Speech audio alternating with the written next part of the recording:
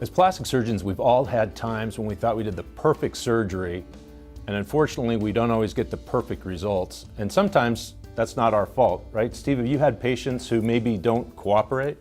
Well, I think the biggest non-cooperative thing is when people get back to too much activity too early, and that's the biggest problem that I've had with folks either having, God forbid, a hematoma or something like that, or just swelling that it takes so long to get rid of.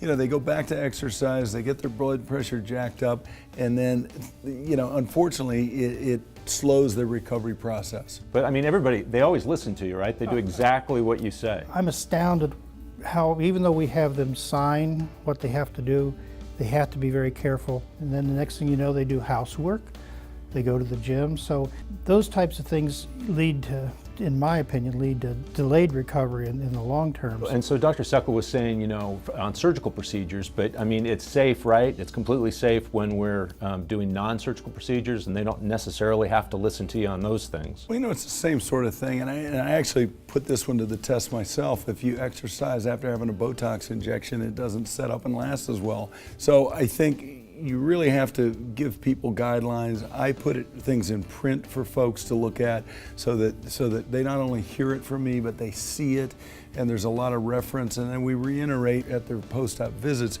to make sure that they're following an appropriate regimen. What are the key things in terms of following directions, making sure you have a good outcome? I think, lack of mobility, especially breast augmentation, faceless procedures like that.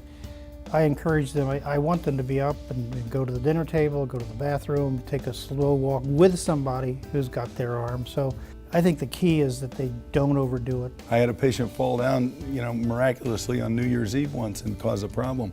But, they're doing too much too early, and that's the biggest problem. I think the message here, right, is that it's a two-way street.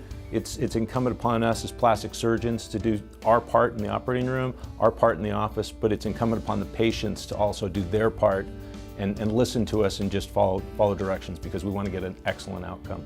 If you want to see stories like this, please tune into theplasticsurgerychannel.com.